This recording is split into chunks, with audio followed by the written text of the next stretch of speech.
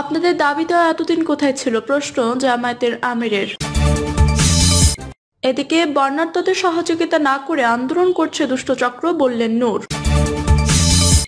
জানাবো ধান কাটার মৌসুমের মতো এখন দাবি আদায়ের মৌসুম শুরু হয়েছে, বললেন জ্বালানি উপদেষ্টা।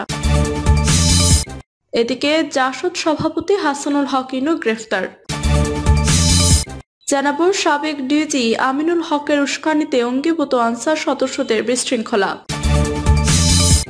আরো জানাবো গাজী টায়ার কারখানায় 17 ঘন্টা নিয়ন্ত্রণে আসেনি আগুন, নিখোঁজ 187। এবং সর্বশেষ জানাবো এবার ফারাক্কার 109 গেট খুলল ভারত। শুনছিলেন সংবাদ শিরোনাম, এবারে বিস্তারিত। আপনাদের দাবি দেওয়া এতদিন কোথায় ছিল? প্রশ্ন জামায়াতের আমিরের। আপনাদের দাবি দেওয়া এতদিন কোথায় ছিল, এমন প্রশ্ন তুলেছেন বাংলাদেশের জামায়াতে ইসলামের আমির ডক্টর শফিকুর রহমান। দুপুরে আহত হাসনাত আবদুল্লাহকে দেখতে এসে সাংবাদিকদের এমন প্রশ্ন তুলেন তিনি। এ সময় জামায়াতের আমির বলেন, আপনারা 15.5 বছর ধৈর্য ধরেছেন, আরো কিছুদিন ধৈর্য ধরেন। এই সরকারের বয়স এখনো 1 মাস হয়নি, তাদেরকে বসতে দেন এবং দেশকে গোছাতে দেন। আপনারা এতদিন কোথায় ছিলেন? এতদিন কেন আপনাদের দাবি দেওয়া নিয়ে কথা বলেননি? গতকাল সচিবালয়ের ঘটনা নিয়ে জামায়াতের আমির বলেন, আনসার সদস্যরা গায়ের জুড়ে সচিবালয়ে ঢুকে অস্থিতিশীল পরিবেশ সৃষ্টি করেন। বৈষম্যবিরোধী ছাত্র আন্দোলনের অন্যতম সমন্বয়ক হাসনাত আবদুল্লাহ তাদেরকে শান্ত করার চেষ্টা করেন, কিন্তু বিপরীতে তারা হাসনাত আবদুল্লাহকে মারপিট করেন। এরপর ছাত্র জনতা তাদের প্রতিরোধ করে। আমরা হাসনাত আবদুল্লাহকে দেখতে এসেছিলাম এবং তার জন্য দোয়া করেছি যেন তিনি তাড়াতাড়ি সুস্থ হয়ে যান। পরবর্তীতে যদি এমন কোনো ঘটনা ঘটে, সেক্ষেত্রে জামায়াত ইসলামের ভূমিকা কি থাকবে? এমন প্রশ্নের জবাবে ডক্টর শফিকুর রহমান বলেন, পরবর্তীতে এমন কোনো ঘটনা ঘটলে আমরা জামায়াত ইসলাম হিসেবে আসবো না, সাধারণ জনগণ হয়ে আসবো। আমরা একা আসবো না, আমরা ছাত্রদের সাথে নিয়ে সহযোদ্ধা হিসেবে আসবো। আমরা আল্লাহর কাছে দোয়া করি এমন কোনো পরিস্থিতি যেন তৈরি না হয়। জামায়াতের আমির আরো বলেন, যারা সম্মুখ সারিতে থেকে এই স্বৈরাচারী সরকারকে ঘটিয়েছে তাদেরকেই এই আনসার সদস্যরা গায়ে হাত তুলেছেন। আমরা আপনাদের দাবি দেওয়ার পক্ষে আছি, কিন্তু আপনাদের সময় দিতে হবে এবং ধৈর্য ধরতে হবে। বর্ণাঢ্যদের সহযোগিতা না করে আন্দোলন করছে দুষ্টচক্র, বললেন নূর। চলমান পরিস্থিতিতে আগামী 1 মাস কোনো প্রকার দাবি দেওয়া নিয়ে অন্তর্বর্তীকালীন সরকারকে বিব্রতকর পরিস্থিতির সম্মুখীন না দাঁড় করানোর জন্য সর্বসাধারণের প্রতি আহ্বান জানিয়েছে গণ অধিকার পরিষদের সভাপতি নূর হক নূর। তিনি বলেন, 2-1টি দুষ্ট চক্র দাবি আদায়ের নামে আন্দোলন করে দেশের পরিস্থিতি অস্থিতিশীল করার চেষ্টা করছে। তারা দেশে বর্তমান দুর্যোগপূর্ণ পরিস্থিতিতে বর্ণাঢ্যদের সর্বান্তক সহযোগিতা না করে আন্দোলন করছে। নতুন বাংলাদেশ গড়ার জন্য আজ দেশের ছাত্র জনতা সোচ্চার হয়েছে। বিগত বছরগুলোতে যারা স্বাধীনভাবে কোনো দাবির জন্য কথা বলতে পারেননি, তাদের উদ্দেশ্য করে নূর বলেন, বর্তমান সরকারকে একটু সময় দিন। পরবর্তীতে আপনাদের সব যৌক্তিক দাবি নিয়ে আলোচনার মাধ্যমে সমাধানের পথ খুঁজে বের করা হবে।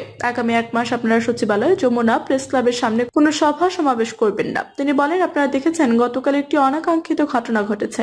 সেখানে কিছু আনসার সদস্যরা আমাদের সমন্বয়ক হাসনাত আবদুল্লাহর উপর হামলা চালিয়েছে। এটি কোনোভাবেই মেনে নেওয়া যায় না।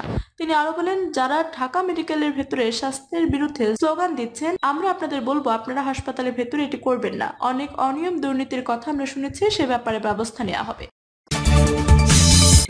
ধান কাটার মৌসুমের মতো এখন দাবি আদায়ের মৌসুম শুরু হয়েছে, বললেন জ্বালানি উপদেষ্টা।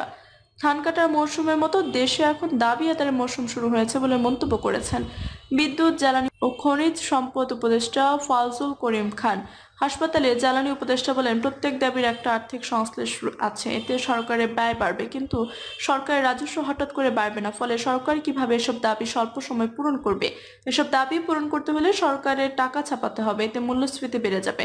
মূল্যস্ফীতি বলে জনসাধারণ ভুক্তভোগী হবে। আন্দোলনকারীদের উদ্দেশ্যে অন্তর্বর্তী সরকারের উপদেষ্টা বলেন, তারা কোনো উপদেষ্টার সঙ্গে দেখা করতে ব্যর্থ হয়েছে, এমন তো হয়নি।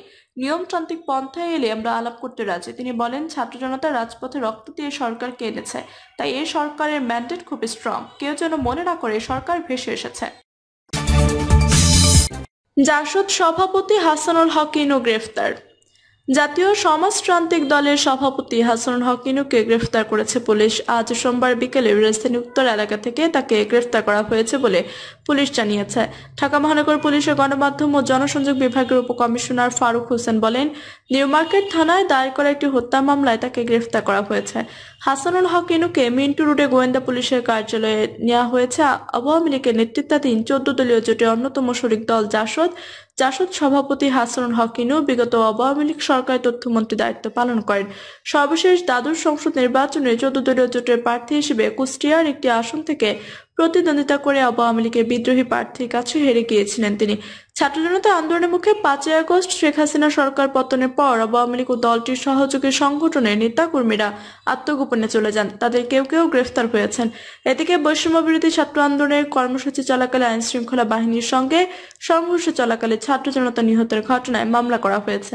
এসব মামলায় সাবেক প্রধানমন্ত্রী শেখ হাসিনা ছাড়াও তার সরকারের বিভিন্ন মন্ত্রী ও দলের নেতাদের আসামি করা হচ্ছে। এমন কয়েকটি মামলায় আওয়ামী লীগের জোট শরিক জাসদের সভাপতি হাসানুল হক ইনু এবং বাংলাদেশের ওয়ার্কার্স পার্টির সভাপতি রাশেদ খান মেননকে আসামি করা হয়েছে। 22 আগস্ট মেননকে গ্রেফতার করা হয়। পরদিন নিউ মার্কেট থানার একটি হত্যা মামলায় তার 5 দিনের রিমান্ড মঞ্জুর করেন আদালত। বর্তমানে তিনি পুলিশ রিমান্ডে আছেন।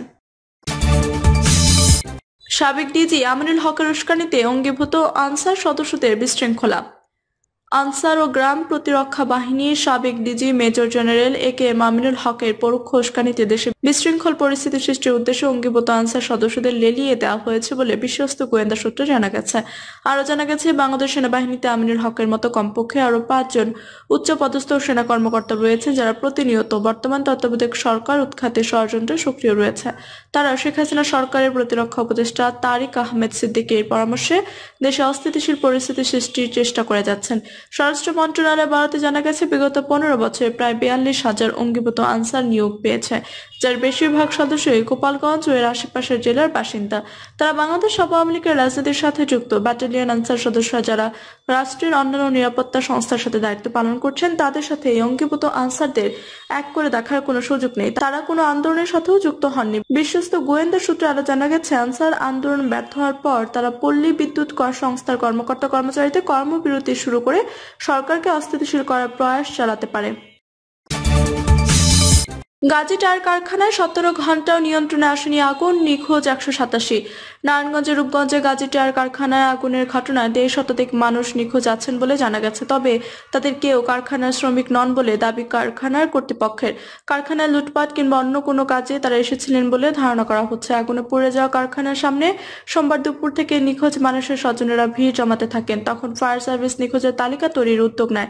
বেলা 3টা পর্যন্ত 176 জনের নিখোঁজের তালিকা করে ফায়ার সার্ভিস। জানা যায়, রাত 10:35 স্থানীয়দের মাধ্যমে গাজী টায়ার কারখানায় আগুন লাগার খবর পেয়ে ঘটনাস্থলে ছুটে যায় fire service. Dhaka Fulbaria fire station, Demra, Kanchpur, Adamjee, EPZ ও কাঞ্চন ফায়ার স্টেশন থেকে একে একে যোগ দেয় 12টি ইউনিট। ভবনটির ভেতরে 176 জন আটকা পড়ে আছে বলে স্বজন ও এলাকাবাসী দাবি করছেন। আটকা পড়াদের জন্য তাদের পরিবার পরিজনে আহাজারিতে ভারী হয়ে উঠেছে কারখানা এলাকা। ফায়ার সার্ভিসের লোকজনের সঙ্গে নারায়ণগঞ্জ ইন্ডাস্ট্রিয়াল পুলিশও কাজ করছে। স্থানীয়রা বলছেন, সাবেক মন্ত্রী ও গাজী গ্রুপের চেয়ারম্যান গোলাম দস্তগীর গাজীকে গ্রেফতারের পর থেকে কারখানাটিতে গণহারে লুটপাট চলে। আগুন লাগার সময় লুট করতে গিয়ে বেশ কয়েকজন ভেতরে আটকা পড়েছেন বলে দাবি করেন। ফুলবাড়িয়া ফায়ার সার্ভিসের পরিচালক রেজাউল করিম বলেন, আগুন নিয়ন্ত্রণে ফায়ার সার্ভিসে 12টি ইউনিট কাজ করছে। অবকাঠামোগত ভেতরে থাকা টায়ার উৎপাদকের ধার্য পদার্থের কারণে আগুন নিয়ন্ত্রণ আনার ব্যাপারটি জটিল হয়ে পড়েছে। আগুন নিয়ন্ত্রণ করতে কতক্ষণ লাগবে এটা এখনো নিশ্চিত করা যায়নি। আগুনের সূত্রপাত ও ক্ষয়ক্ষতি সম্পর্কে এখন পর্যন্ত কিছুই ধারণা করা যাচ্ছে না। আগুন পুরোপুরি নিয়ন্ত্রণে এলে কারণ ও ক্ষয়ক্ষতির পরিমাণ জানানো যাবে বলে জানিয়েছেন ফায়ার সার্ভিস। এবার ফারাক্কার 109টি গেট খুলল ভারত। ভারতের বিহার ও ঝাড়খণ্ডে বন্যার জেরে ফারাক্কা ব্যাজের 109টি গেট খুলে দিয়েছে ভারত। আজ সোমবার গেট খুলে দেওয়া হয়। এতে একদিকে বাংলাদেশে ঢুকবে 11 লাখ কিউসেক পানি। বাঁধ খুলে দেওয়ায় বন্যার আশঙ্কা তৈরি হয়েছে পশ্চিমবঙ্গের মুর্শিদাবাদ সহ বাংলাদেশেও। বন্যা পরিস্থিতি ও পাহাড়ি ঢলের বিষয়ে আগে থেকে বাংলাদেশকে তথ্য দেওয়া হচ্ছে বলে ভারতের পক্ষ থেকে দাবি করা হয়েছে। সোমবার ব্যারাজ কর্তৃপক্ষ জানায়, প্রতিবেশী 2 রাজ্যের বন্যার জেরে পানির চাপ পড়েছে। তবে স্বস্তির বিষয়, এখনও নেপাল থেকে পাহাড়ি ঢল নামেনি। ফারাক্কা ব্যারাজ এলাকায় পানি বিপদসীমা 77.34 মিটার উপর দিয়ে বইতে থাকায় বাধ্য হয়ে গেট খুলতে হচ্ছে। সেক্ষেত্রে ফিডার ক্যানেলে পানির পরিমাণ বাড়ানো হয়েছে। ফারাক্কা ব্যারেজের জেনারেল ম্যানেজার আর দেশ পান্ডে বলেন, ফারাক্কা ব্যারেজ কর্তৃপক্ষ সবসময় অ্যালার্ট রয়েছে। প্রতি মুহূর্তে নজর রাখা হচ্ছে। খুব কম সময়ের মধ্যে যেভাবে পানির চাপ তৈরি হয়েছে তাতে 109 গেটে সবটি খুলে না দিলে ব্যারাজের উপর বড় চাপ তৈরি হয়েছিল, বড় ক্ষতি হয়ে যেতে পারত। আপাতত ফিডার ক্যানেলে 40,000 কিউসেক ও ডাউন স্ট্রিমে 11 লাখ কিউসেক পানি ছাড়া হয়েছে। প্রিয় দর্শক, এই ছিল এখনকার মতো সর্বশেষ সংবাদ। আপনি সব সংবাদ পেতে চ্যানেলটি সাবস্ক্রাইব করে পাশে থেকে বেল বাটনটি ক্লিক করে রাখুন। ধন্যবাদ সবাইকে এতক্ষণ সাথে থাকার জন্য।